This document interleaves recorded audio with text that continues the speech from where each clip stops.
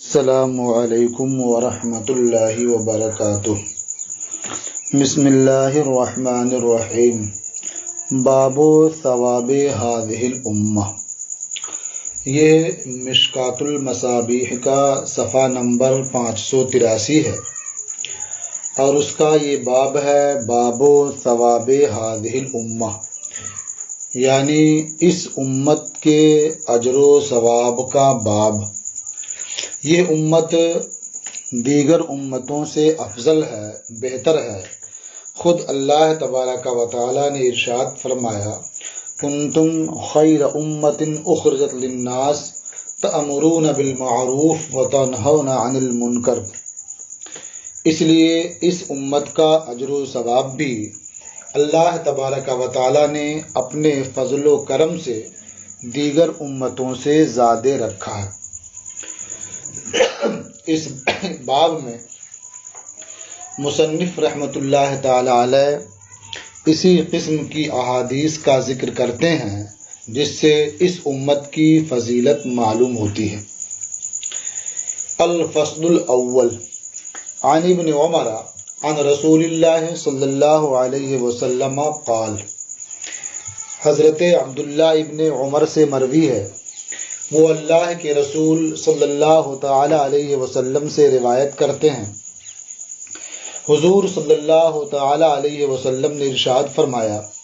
انما اجلکم فی اجل من خلا من الامم ما بین صلاۃ العصر الی مغرب الشمس۔ تمہاری عمریں گزشتہ امتوں کی عمروں کے مقابلے میں اتنی ہیں جو عصر کی نماز سے غروب آفتاب کے درمیان کا وقت ہے۔ اجل کا معنی ہوتا ہے مدت جو مقرر کی گئی ہو کسی شے کے لیے، وہ اجل ہے۔ اجل بول کر کے عمر کی جو مدت ہے یعنی پوری عمر، وہ بھی مراد لیتے ہیں، اور کبھی اجل بول کر کے موت مراد لیتے ہیں، تو گویا پوری جو مدت ہے، جو پوری عمر ہے، اس کا آخری حصہ مراد لیا گیا اور وہی موت کا وقت ہوتا ہے، تو اس لیے اجل کا معنی موت بھی کیا جاتا ہے۔ یہاں مراد ہے پوری عمر، پوری مدت عمر۔ وَإِنَّمَا مَثَلُكُمْ وَمَثَلُ الْيَهُودِ وَالنَّصَارَى كَرَجُلٍ اسْتَعْمَلَ عُمَّالًا، اور تمہاری مثال اور یہود و نصارہ کی مثال اللہ رب العزت کی بارگاہ میں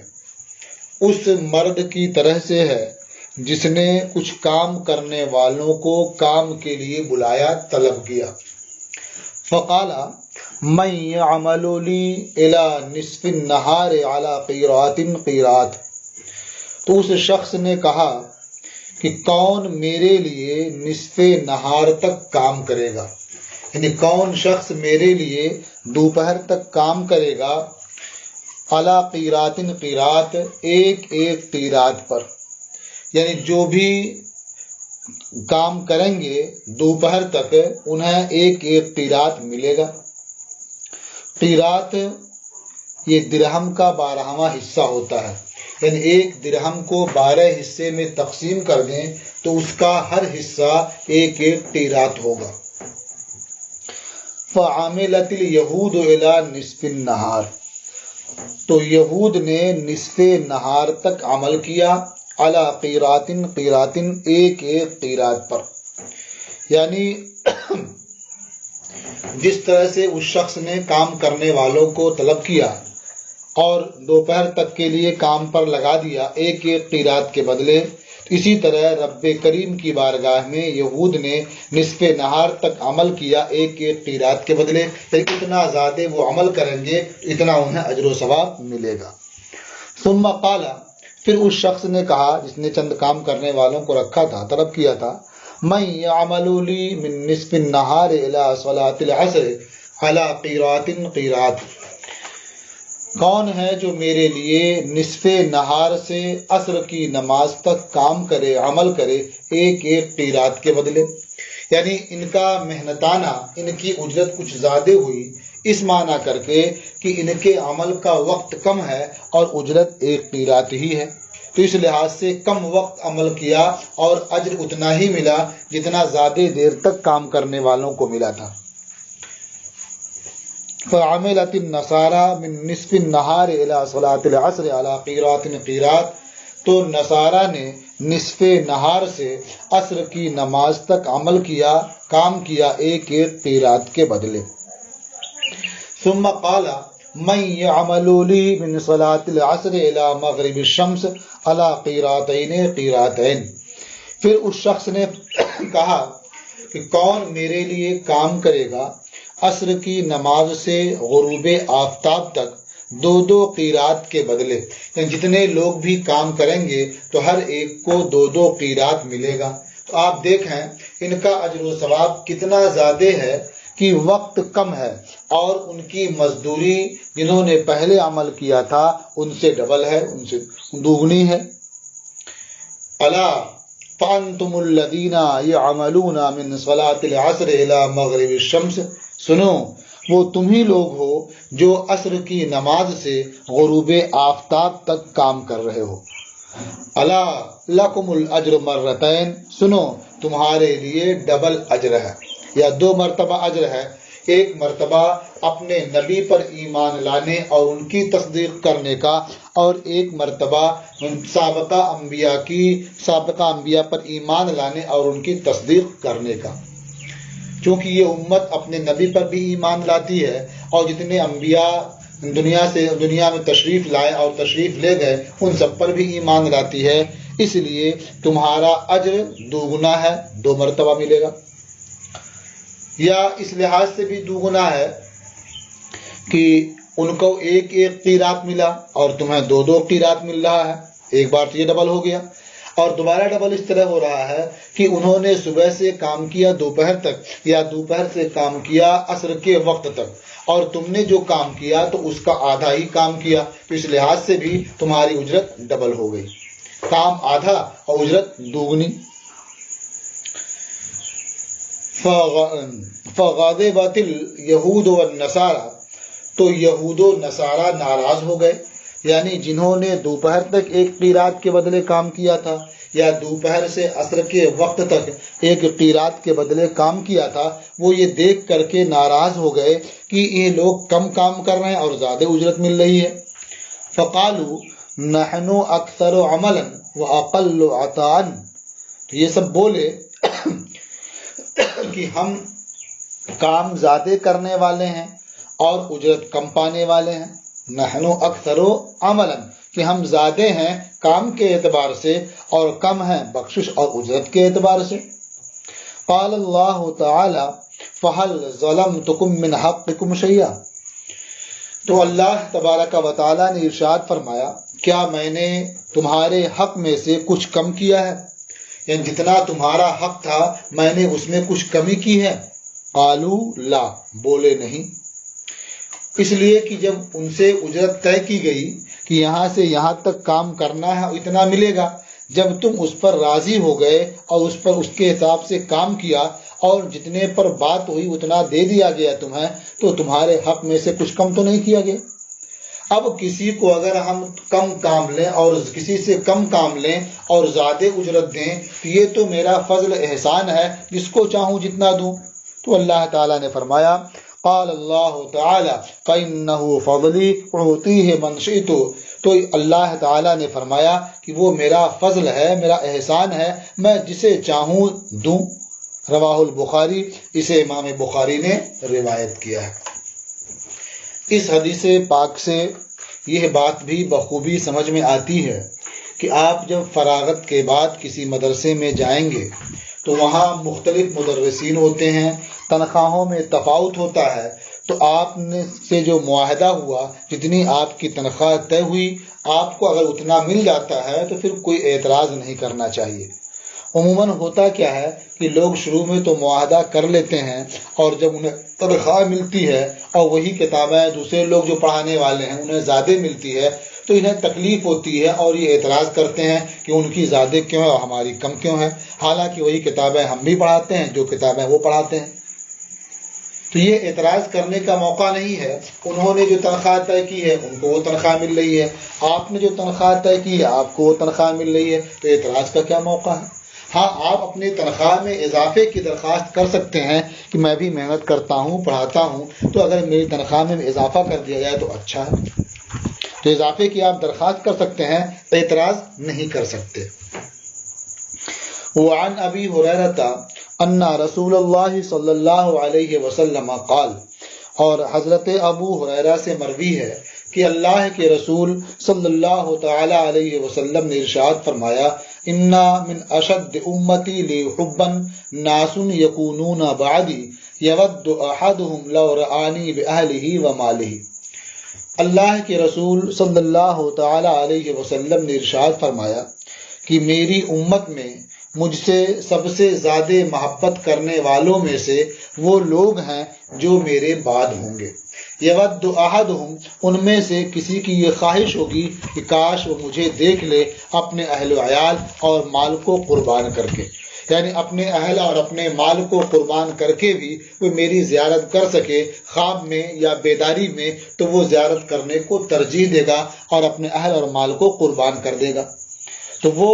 مجھ سے میری امت میں سخت محبت کرنے والوں میں سے ہیں. یعنی جس طرح سے صحابہ کرام بہت زیادہ محبت کرتے ہیں، اسی طرح سے وہ لوگ بھی مجھ سے زیادہ محبت کرنے والوں میں سے ہیں. رواہ مسلم، اسے امام مسلم نے روایت کیا ہے. وعن معاویہ قال، اور حضرت امیر معاویہ سے مروی ہے، انہوں نے فرمایا، سمعت النبی صلی اللہ علیہ وسلم یقول، میں نے نبی کریم صلی اللہ تعالی علیہ وسلم کو فرماتے ہوئے سنا، لا یزال من امتی امت قائمۃ بامر اللہ، ہمیشہ میری امت میں ایک جماعت اللہ کے امر کو انجام دیتی رہے گی یا اللہ کے امر پر قائم رہے گی، یعنی شریعت پر اور اس کی اور سنن کی ترویج و اشاعت میں مصروف رہے گی. لا یضرهم من خذلهم، وہ لوگ اس جماعت کو نقصان نہ پہنچا سکیں گے جو انہیں بے سہارا چھوڑ دیں گے، ولا من خالفهم، اور نہ وہ لوگ نقصان پہنچا سکیں گے جو ان کی مخالفت کریں گے. یعنی وہ امت ہے، وہ جماعت اللہ تعالیٰ کے امر پر قائم رہے گی، شریعت پر قائم رہے گی اور سنن کی ترویج و اشاعت کرتی رہے گی. ان کی مخالفت کرنے والے یا ان کی مدد کو چھوڑ دینے والے انہیں کچھ نقصان نہیں پہنچا سکیں گے. حتیٰ یأتی امر اللہ، یہاں تک کہ اللہ کا حکم آ جائے. وہم علی ذالک، اور وہ اسی حال پر ہوں گے، یعنی وہ اپنے کام میں لگے ہوں گے. اب اس سے کون لوگ مراد ہیں؟ تو یہ بھی کہا گیا کہ یہ اصحاب حدیث ہیں جو حدیث کی خدمت میں لگے رہتے ہیں، وہ اپنا کام کرتے رہیں گے یہاں تک کہ ان کی موت آ جائے. یا یہ کہ اصحاب حدیث درجہ بدرجہ ایک کے بعد دیگرے لگے رہیں گے یہاں تک کہ قیامت قائم ہو جائے. اور یا مراد یہ کہ غزات، یعنی جو غزوے میں شامل ہونے والے ہیں، جو سرحدوں کی حفاظت کرنے والے ہیں، وہ اپنے کام میں لگے رہیں گے. انہیں بے سہارا چھوڑ دینے والے یا ان کی مخالفت کرنے والے انہیں کچھ نقصان نہیں پہنچا سکیں گے یہاں تک کہ اللہ کا امر آ جائے. وہم علی ذالک، اور وہ سب اسی پر قائم ہوں گے، ثابت قدم ہوں گے. متفق علیہ، یہ حدیث متفق علیہ ہے. وذکر حدیث انس انا من عباد اللہ فی کتاب القصاص، اور حضرت انس کی حدیث انا من عباد اللہ کتاب القصاص میں ذکر کی گئی ہے. الفصل الثانی عن انس قال، دوسری فصل حضرت انس رضی اللہ تعالی عنہ سے مروی ہے، انہوں نے فرمایا کہ اللہ کے رسول صلی اللہ تعالی علیہ وسلم نے ارشاد فرمایا، مثل امتی مثل المطر لا یدرا اولہ خیر ام آخرہ. اللہ کے رسول صلی اللہ تعالی علیہ وسلم نے ارشاد فرمایا کہ میری امت کی مثال بارش کی طرح سے ہے، جس کے بارے میں یہ معلوم نہیں ہوتا ہے کہ بارش کا ابتدائی حصہ بہتر ہے یا اس کا آخری حصہ بہتر ہے. اب یہاں ایک شبہ یہ ہو سکتا ہے کہ گویا یہ پتہ ہی نہیں ہے کہ اس امت کا ابتدائی حصہ بہتر ہے یا آخری حصہ بہتر ہے، جبکہ یہ کہا جاتا ہے کہ صحابہ کرام یہ تمام امت میں سب سے افضل ہیں. تو اس سے تو صاف لگتا ہے کہ اس امت کا جو پہلا حصہ ابتدائی حصہ ہے وہ بہتر ہے. اور یہاں لگتا ہے یہ بارش کی طرح سے معلوم نہیں ہوتا ہے کہ اول خیر ہے یا آخر خیر ہے. اس کا جواب یہ ہے کہ یہاں یہ شک کے لیے نہیں ہے، بلکہ یہاں یہ کنایا ہے اس بات کی طرف کہ پوری امت یہ خیر ہے، بہتر ہے، جیسے بارش یہ سب خیر ہی خیر ہے۔ یعنی بارش جب ہوتی ہے تو ابتدائی ہو یا انتہائی ہو یا درمیان کی ہو، پوری بارش وہ خیر ہوتی ہے، نافع ہوتی ہے۔ اسی طرح سے یہ پوری امت خیر ہے، اول بھی خیر ہے، آخر بھی خیر ہے۔ رواہ الترمذی، اسے امام ترمذی نے روایت کیا ہے۔ الفصل الثالث عن جعفر عن ابیہ عن جدہ، تیسری فصل حضرت جعفر صادق سے مروی ہے، وہ اپنے والد سے روایت کرتے ہیں، وہ ان کے دادا سے۔ فرمایا قال رسول اللہ صلی اللہ علیہ وسلم ابشروا و ابشروا، اللہ کے رسول صلی اللہ تعالی علیہ وسلم نے ارشاد فرمایا خوش ہو جاؤ، خوش ہو جاؤ، انما مثل امتی مثل الغیث لا یدری آخرہ خیر ام اولہ، یقیناً میری امت کی مثال بارش کی طرح سے ہے جس کے بارے میں معلوم نہیں ہوتا ہے کہ اس کا آخر بہتر ہے یا اس کا اول بہتر ہے۔ او کا حدیقت، یہ دوسری مثال ہے، یہ پہلی مثال تو اوپر بھی گزر چکی، اور دوسری مثال او کا حدیقت اطعم منہا فوج عامن، یا اس باغ کی طرح سے ہے جس باغ سے ایک سال ایک فوج کو کھلایا گیا، ثم اطعم منہا فوج عامن، پھر دوسرے سال دوسری فوج کو اس باغ سے کھلایا پلایا گیا، لعل آخرہا فوجا ان یکون اعرضہا عرضا او وعامقہا عمقا واحسنہا حسنا، ہو سکتا ہے کہ اس باغ سے آخر میں کھانے والی فوج یہ پہلی فوج سے زیادہ کشادہ، زیادہ گہری اور زیادہ بہتر ہو،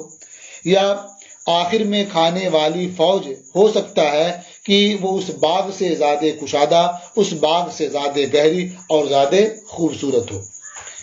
کیف تہلک امت انا اولھا، وہ امت کیسے ہلاک ہو سکتی ہے میں جس کا اول ہوں، اور مہدی جس کے وسط ہیں اور مسیح جس کے آخر ہیں۔ وہ امت کیسے ہلاک ہو سکتی ہے جس کا اول بھی بہتر ہے، اوسط بھی بہتر ہے اور آخر بھی بہتر ہے۔ ولیکن بین ذالک فیج عوج لیسوا منی ولا انا منہم، لیکن اس کے درمیان ایک فوج ہے، ایک جماعت ہے جو ٹیڑھی ہو گئی ہے، راہ راست سے ہٹ گئی ہے، وہ مجھ سے نہیں ہے اور میں ان سے نہیں ہوں، یعنی ان کا مجھ سے کوئی تعلق نہیں ہے اور میرا ان سے کوئی تعلق نہیں ہے۔ معلوم ہوا کہ یہ امت بالکل بہتر ہے، اول سے آخر تک بہتر ہے، ہاں درمیان میں کچھ ایسے لوگ آ گئے جن کا مجھ سے کوئی تعلق نہیں ہے اور نہ میرا ان سے کوئی تعلق ہے۔ وعن عمرو بن شعیب عن ابیہ عن جدہ، اور حضرت عمرو بن شعیب سے مروی ہے، وہ اپنے والد سے روایت کرتے ہیں، وہ اپنے دادا سے روایت کرتے ہیں۔ فرمایا قال رسول اللہ صلی اللہ علیہ وسلم ای الخلق اعجب الیکم ایمانا، اللہ کے رسول صلی اللہ تعالی علیہ وسلم نے ارشاد فرمایا کہ مخلوق میں کون تمہیں زیادہ پسند ہے ایمان کے اعتبار سے، یا مخلوق میں کون عظیم تر ہے تمہارے نزدیک ایمان کے اعتبار سے؟ قالوا الملائکہ، صحابہ نے عرض کیا کہ فرشتے ایمان کے اعتبار سے یہ عظیم تر ہیں، ان سے غلطی کبھی ہوتی ہی نہیں ہے۔ قال وما لهم لا یؤمنون، نبی کریم صلی اللہ تعالی علیہ وسلم نے ارشاد فرمایا کہ وہ کیوں ایمان نہیں لائیں گے؟ وما لهم لا یؤمنون، انہیں کیا ہوا کہ وہ ایمان نہ لائیں؟ وہم عند ربہم، جبکہ وہ اپنے رب کے پاس ہیں، اپنی رب کی بارگاہ میں ہیں، انوار و تجلیات سے وہ محظوظ ہوتے رہتے ہیں، اللہ کا قرب انہیں حاصل ہے، وہ اللہ تعالیٰ کی مخلوقات کے عجائب و غرائب کو اچھی طرح سے دیکھتے اور سمجھتے ہیں، وہ ایمان کیوں نہیں لائیں گے؟ جب ان کا تو ایمان لانا ضروری ہی ہے، تو اس لیے ان کا ایمان لانا یہ عظیم تر کیسے ہو سکتا ہے؟ قالوا فالنبیون، صحابہ نے عرض کیا پھر تو انبیاء ایمان کے اعتبار سے عظیم تر ہیں۔ قال وما لهم لا یؤمنون، نبی کریم صلی اللہ تعالی علیہ وسلم نے ارشاد فرمایا انہیں کیا ہو گیا کہ وہ ایمان نہ لائیں؟ والوحی ینزل علیہم، جبکہ وحی کا نزول ان پر ہوتا ہے، یعنی اللہ تبارک و تعالی فرشتے کے ذریعہ ان سے کلام فرماتا ہے، فرشتے بلا اور کسی واسطے کے ان تک پہنچتے ہیں، یہ انبیاء فرشتوں کی زیارت کرتے ہیں، وہ ایمان کیوں نہیں لاتے؟ ان کا ایمان لانا یہ کیوں کر تعجب خیز یا عظیم تر ہوا؟ قال وما لهم لا يؤمنون والوحي ينزل عليهم، حضور نے ارشاد فرمایا انہیں کیا ہو گیا کہ وہ ایمان نہیں لائیں گے جبکہ وحی ان پر نازل ہوتی ہے۔ قالوا فنحن،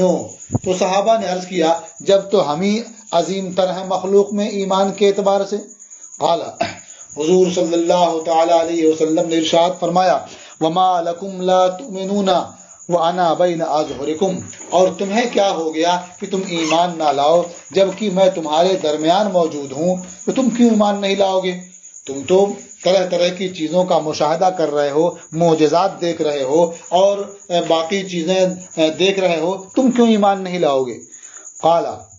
راوی کہتے ہیں فقال رسول اللہ صلی اللہ علیہ وسلم ان اعجب الخلق الی ایمانا، تو اللہ کے رسول صلی اللہ تعالی علیہ وسلم نے ارشاد فرمایا یقیناً مخلوق میں سب سے عظیم تر میرے نزدیک ایمان کے اعتبار سے وہ قوم ہے یکونون من بعدی، جو میرے بعد ہوگی، یجدون صحفا فیہا کتاب یؤمنون بما فیہا، وہ صحیفے پائیں گے جن کے اندر اللہ کا کلام لکھا ہوگا، وہ ان سب پر ایمان لائیں گے۔ یؤمنون بما فیہا، وہ ان سب پر ایمان لائیں گے جو ان صحیفوں میں مذکور ہوگا، تو وہ ایمان کے اعتبار سے عظیم تر ہیں، اس لیے کہ انہوں نے نہ تو اپنے نبی کی زیارت کی اور نہ ہی معجزات کا اس طرح سے خرق آیت امور کا اپنی آنکھوں سے مشاہدہ کیا، اس کے بعد بھی وہ ایمان لائے، انہیں کتاب ملی اور اس میں جو احکام تھے اس پر وہ عمل پیرا ہوئے، ایمان لائے، تو اس لحاظ سے ان کا ایمان یہ عظیم تر ہے۔ اب اسے یہی کہا جا سکتا ہے کہ جب تو بعد میں آنے والے یہ صحابہ کرام سے افضل ہیں، اس لیے کہ ایسا ہو سکتا ہے کہ ایک وصف مفضول کے اندر ہو جو فاضل کے اندر نہ ہو۔ ظاہر ہے کہ صحابہ کرام نبی کریم صلی اللہ تعالی علیہ وسلم کی زیارت کر چکے ہیں، ان کے رخ زیبا کی زیارت سے اور اپنا مرتبہ بڑھا چکے ہیں، لیکن یہ بعد میں آنے والے حضور صلی اللہ علیہ وسلم کی زیارت نہیں کر سکے، تو اس لحاظ سے ان کا درجہ تو بہت کم ہے، لیکن یہ بغیر دیکھے ایمان لائے اور صحابہ کرام دیکھ کر کے ایمان لائے، تو اس لحاظ سے ان کا مرتبہ بہت بلند و بالا ہے، ان کا ایمان عظیم تر ہے۔ ظاہر ہے کہ بغیر دیکھے ایمان لانا اور دیکھ کر کے ایمان لانا دونوں میں زیادہ اہم کون ہوگا؟ جو بغیر دیکھے ایمان لائے۔ اس لیے نبی کریم صلی اللہ تعالی علیہ وسلم نے ارشاد فرمایا کہ میرے نزدیک مخلوق میں عظیم تر ایمان کے اعتبار سے وہ لوگ ہیں جو میرے بعد ہوں گے، انہیں صحیفے ملیں گے، وہ صحیفے پائیں گے جن کے اندر اللہ کی کتاب لکھی ہوگی، وہ ان سب پر ایمان لائیں گے۔ وعن عبد الرحمن ابن العلاء الحضرمی قال، اور حضرت عبد الرحمن ابن علاء حضرمی سے مروی ہے، فرمایا حدثنی من سمع النبی صلی اللہ علیہ وسلم یقول، مجھ سے اس شخص نے حدیث بیان کی جس نے نبی کریم صلی اللہ تعالی علیہ وسلم کو فرماتے ہوئے سنا، انہ سیکون فی آخر هذه الامہ قوم لہم مثل اجر اولہم، ان قریب اس امت کے آخر میں ایسی قوم ہوگی جن کے لیے ان کے پہلوں کے اجر و ثواب کے مثل اجر و ثواب ہوگا، یأمرون بالمعروف وینہون عن المنکر، وہ بھلائی کا حکم دیں گے اور برائی سے روکیں گے، ویقاتلون اہل الفتن، اور وہ اہل فتن سے مقابلہ کریں گے، جہاد کریں گے۔ رواہم البیہقی فی دلائل النبوہ، یہ دونوں حدیثیں امام بیہقی نے دلائل النبوہ میں روایت کی ہیں۔ تو اب اس لحاظ سے ان کا اجر و ثواب بہت زیادہ ہوگا کہ وہ بھلائی کا حکم دیں گے، برائی سے روکیں گے اور اہل فتن سے جہاد کریں گے، زبان کے ذریعہ بھی، قلم کے ذریعہ بھی، اور موقع آئے گا تو سنان کے ذریعہ بھی وہ جہاد کریں گے، مقابلہ کریں گے۔ اب یہ ہے کہ یہاں بھی لگتا ہے کہ یہ تو صحابہ کرام کے برابر ہو جائیں گے، ان کا اجر و ثواب ان کے اگلوں کے اجر و ثواب کی طرح سے ہوگا، تو اس کا جواب بھی وہی ہے کہ اس میں برابری ثابت نہیں ہوتی ہے۔ ایک وصف میں اگر بعد والے اگلوں کے برابر ہو جائیں تو اس سے کلی فضیلت یا کلی طور پر برابری ثابت نہیں ہوتی ہے۔ اس بات پر سب کا اتفاق ہے کہ صحابہ کرام رضوان اللہ تعالی علیہم اجمعین یہ اس امت میں تمام لوگوں سے افضل ہیں، ان کے برابر کوئی نہیں ہے۔ وعن ابی امامۃ ان رسول اللہ صلی اللہ علیہ وسلم قال، اور حضرت ابو امامہ سے مروی ہے کہ اللہ کے رسول صلی اللہ تعالی علیہ وسلم نے ارشاد فرمایا طوبى لمن رعانی و طوبى 7 مرات لمن لم یرنی و آمن بی۔ اللہ کے رسول صلی اللہ تعالی علیہ وسلم نے ارشاد فرمایا کہ توبہ ہے اس شخص کے لیے، خوشخبری ہے اس شخص کے لیے جس نے میری زیارت کی، اور خوشخبری ہے 7 مرتبہ اس شخص کے لیے جس نے میری زیارت نہیں کی اور مجھ پر ایمان لایا۔ رواہ احمد، اسے امام احمد نے روایت کیا ہے۔ 7 بار کی تخصیص کیا ہے اس کے بارے میں شارحین حدیث فرماتے ہیں اس تعداد کی تخصیص یہ نبی کریم صلی اللہ تعالی علیہ وسلم ہی بہتر جانتے ہیں، خوب جانتے ہیں۔ ہو سکتا ہے کہ 7 مرتبہ کہنا یہ کثرت بتانے کے لیے ہو کہ جنہوں نے میری زیارت کی اور ایمان لائے ان کے لیے توبہ ہی ہے، اور لیکن جو حضرات بغیر دیکھے ایمان لائے ان کے لیے بھی خوشخبری ہے، یعنی انہیں مایوس نہیں ہونا چاہیے، ان کا درجہ بھی بہت بلند ہوگا۔ اور توبہ کا کیا کیا معنی ہوتا ہے اس سے پہلے والے سبق میں آپ پڑھ چکے ہیں۔ وعن ابن محیریز قال، اور ابن محیریز سے مروی ہے فرمایا قلت لأبی جمعہ رجل من الصحابہ، میں نے صحابہ میں سے ایک صاحب ابو جمعہ سے کہا حدثنا حدیثا سمعتہ من رسول اللہ صلی اللہ علیہ وسلم، آپ ہم سے کوئی ایسی حدیث بیان فرمائیں جو اب آپ نے اللہ کے رسول صلی اللہ تعالی علیہ وسلم سے سماعت کی ہے۔ قال نعم، انہوں نے کہا احدثکم حدیثا جیدہ، میں تم سے ایک اچھی حدیث بیان کرتا ہوں۔ حدیث جو بھی ہیں وہ تو سب بہتر ہیں، لیکن کسی کو اچھی کہنا یا بہتر کہنا وہ موقع کی مناسبت سے ہوتا ہے، یعنی اس موقع کے لحاظ سے یہ بہت بہتر ہے۔ تغدینا مع رسول اللہ صلی اللہ علیہ وسلم، اب یہ حدیث بیان کرتے ہیں کہ ہم نے اللہ کے رسول صلی اللہ تعالی علیہ وسلم کے ساتھ دوپہر کا کھانا کھایا، ومعنا ابو عبیدہ بن الجراح، اور ہمارے ساتھ ابو عبیدہ ابن الجراح بھی موجود تھے۔ فقال یا رسول اللہ، انہوں نے عرض کیا اے اللہ کے رسول، احد خیر منا، یہاں حرف استفہام کیا محذوف ہے، کیا ہم سے بہتر کوئی ہے؟ احد خیر منا، کیا کوئی شخص ہم سے بہتر ہے؟ اب ہم کیوں اپنے کو بہتر سمجھ رہے ہیں اس کو بتا رہے ہیں۔ اسلمنا، ہم اسلام لائے، وجاہدنا معکا، اور ہم نے آپ کے ساتھ جہاد کیا، تو کیا اب ہم سے بھی بہتر کوئی ہے؟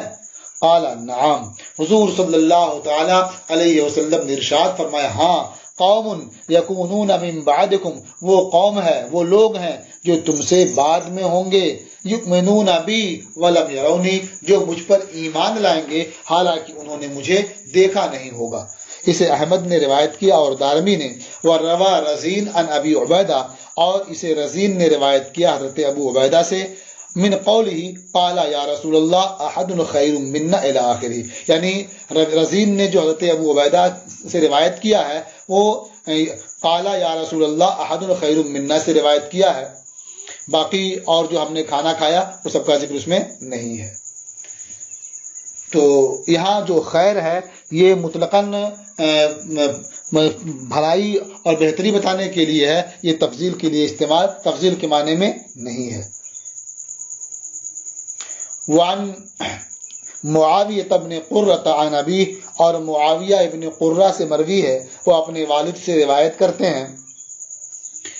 انہوں نے فرمایا کہ قال رسول اللہ صلی اللہ علیہ وسلم، کہ اللہ کے رسول صلی اللہ تعالی علیہ وسلم نے ارشاد فرمایا اذا فسد اہل الشام فلا خیر فیکم، جب اہل شام بگڑ جائیں تو سمجھ لو کہ تمہارے درمیان کوئی بھلائی نہیں ہے، یعنی اب تمہارا وہاں جانا یا اس کی طرف متوجہ ہونا کچھ سود مند نہیں ہوگا، اس لیے کہ قرب قیامت جب سب نیک لوگ وہاں چلے جائیں گے اور وہاں کے لوگوں میں فساد آ جائے، گڑبڑی پیدا ہو جائے، اس کا مطلب یہ ہے کہ نیک لوگ اٹھا لیے گئے ہیں، اب قیامت بالکل قریب سے قریب تر ہو گئی ہے۔ ولا يزال طائفة من امتی منصورین لا یضرهم من خذلهم حتی تقوم الساعة، اور ہمیشہ میری امت سے ایک جماعت غالب رہے گی، کامیاب رہے گی، انہیں وہ لوگ نقصان نہ پہنچا سکیں گے جو ان کی مدد کرنا چھوڑ دیں گے یہاں تک کہ قیامت قائم ہو جائے۔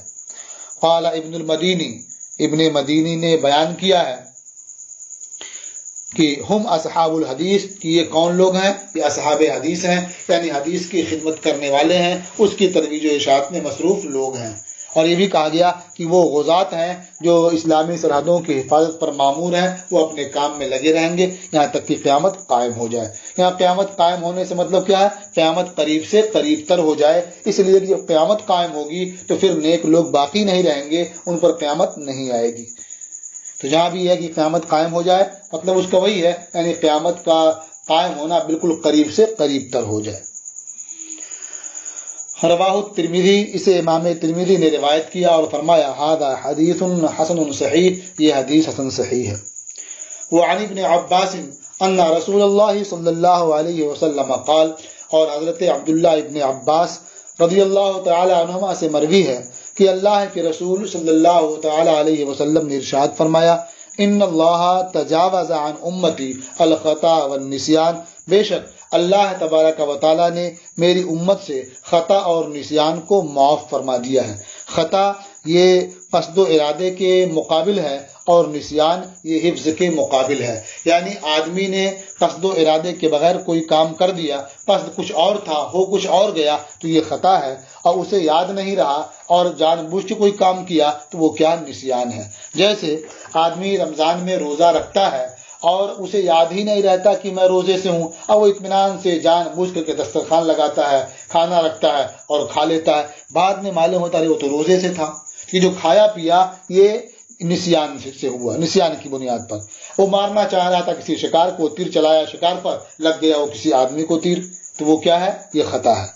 تو اللہ تعالیٰ نے میری امت سے خطا اور نسیان کو معاف فرما دیا ہے۔ معاف فرمانے کا مطلب یہ ہے کہ اس کی وجہ سے جو گناہ ہوگا، جو گناہ ہوتا وہ گناہ اس کے لیے نہیں ہوگا اور اس پر وہ ماخوذ نہیں ہوگا۔ رہے دوسرے حقوق تو پھر اس سے متعلق ہوں گے اور وہ ادا کرنے پڑیں گے۔ مثلا غلطی سے کسی کا مال برباد کر دیا تو اس کا تاوان دینا پڑے گا اسے، لیکن برباد کرنے کا جو گناہ ہے وہ گناہ اسے نہیں ملے گا۔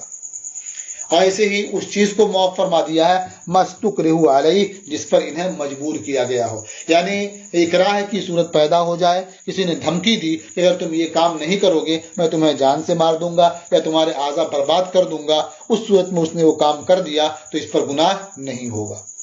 رواہ ابن ماجہ والبیہقی، اسے ابن ماجہ اور بیہقی نے روایت کیا ہے۔ اس حدیث کے آخر میں بیان کرنے سے یہ معلوم ہوتا ہے کہ گویا مصنف رحمۃ اللہ تعالی علیہ یہ واضح کرنا چاہتے ہیں کہ ہم نے اس کتاب کی ترتیب میں اور اس کو آراستہ کرنے میں، نقل کرنے میں کافی محنت کی ہے، اخلاص سے کام کیا ہے۔ اس کے باوجود ہو سکتا ہے کہ اس میں خطا اور نسیان کی وجہ سے کوئی کمی آ گئی ہو، تو اس میں ہمارے لیے گھبرانے کی بات نہیں ہے، اس لیے کہ ہمارا کام محنت کرنا تھا، قصد و ارادے اور دیانت کے ساتھ کام کرنا تھا، وہ ہم نے کر لیا ہے۔ اب اس کے بعد بھی خطا اور نسیان کی وجہ سے کہیں کوئی خامی آ گئی ہو تو اللہ تبارک و تعالیٰ نے اسے معاف فرما دیا ہے۔ یہی ہمارا اور آپ کا بھی کام ہے کہ ہم محنت سے پڑھیں اور پڑھائیں اور سمجھیں اور سمجھائیں، اور اس کے بعد بھی اگر غلطی ہو جائے، نسیان سے کہیں چوک ہو جائے تو پھر اللہ تبارک و تعالیٰ کے فضل سے امید ہے کہ جو اللہ نے معاف فرما دیا ہے وہ بھی اسی معافی میں شامل ہوگا۔ وعن بحز ابن حکیم عن ابیہ عن جدہ، اور بحز ابن حکیم سے مروی ہے، وہ اپنے والد سے روایت کرتے ہیں، وہ ان کے دادا سے روایت کرتے ہیں، انہ سمع رسول اللہ صلی اللہ علیہ وسلم یقول، انہوں نے اللہ کے رسول صلی اللہ تعالی علیہ وسلم کو فرماتے سنا اللہ تعالیٰ کے اس ارشاد کے بارے میں۔ کیا ارشاد ہے؟ کنتم خیر امت اخرجت للناس، تم بہتر امت ہو جو لوگوں کے لیے ظاہر کی گئی ہو، نکالی گئی ہو۔ قال انتم تتمون 70 امتا، نبی کریم صلی اللہ تعالی علیہ وسلم نے ارشاد فرمایا کہ تم 70 امتیں پوری کرو گے، گویا تم سے پہلے 69 امتیں گزر چکی ہیں، تم 70ویں امت ہو۔ انتم خیرہا، تم ان میں سب سے بہتر ہو، سب سے مکرم ہو اللہ تعالیٰ کے نزدیک۔ رواہ الترمذی، اسے امام ترمذی اور ابن ماجہ اور دارمی نے روایت کیا۔ وقال الترمذی ھذا حدیث حسن، اور امام ترمذی نے فرمایا کہ یہ حدیث حسن ہے۔ اس حدیث کو بھی آخر میں لانے سے سمجھ میں آتا ہے کہ جس میں فرمایا نبی کریم صلی اللہ تعالی علیہ وسلم نے انتم تتمون 70 امہ، اس میں بھی امت کو مکمل کرنے کا ذکر ہے، اور اس کتاب میں بھی یہ حدیث اس کتاب کو مکمل کر رہی ہے۔ تو یہ حدیث اس کتاب کو مکمل کرنے والی ہے جس طرح سے یہ امت 70 امتوں کو مکمل کرنے والی ہے۔ تو آخر میں یہ حدیث لانا یہ اس لحاظ سے بہت معنی خیز ہے کہ اس میں اتمام کا ذکر ہے اور یہ کتاب بھی تمام ہو رہی ہے۔ تو اس طرح سے یہ کتاب آپ کی مکمل ہوئی، آپ کا نصاب مکمل ہو گیا، اور اب اس کا درس اب اس کے بعد تو نہیں ہوگا کیونکہ کتاب ختم ہو چکی ہے۔ آپ حضرات پوری دل جمعی کے ساتھ اب امتحان کی تیاری میں لگ جائیں۔ رب کریم کی بارگاہ میں دعا ہے کہ اس کے پڑھنے میں، پڑھانے میں، سمجھانے میں کسی طرح کی کوئی خامی، کوئی غلطی، کوئی خطا اور نسیان ہو تو اللہ رب العزت اپنے حبیب کریم علیہ الصلاۃ والتسلیم صدقے اور طفیل اسے معاف فرمائے، اور ہم سب کو علم دین کے، ہم سب کے سینوں کو علم دین کے نور سے معمور فرمائے، اور آپ حضرات کو آپ کے اس امتحان میں نمایاں کامیابی عطا فرمائے۔ السلام علیکم ورحمۃ اللہ تعالی وبرکاتہ۔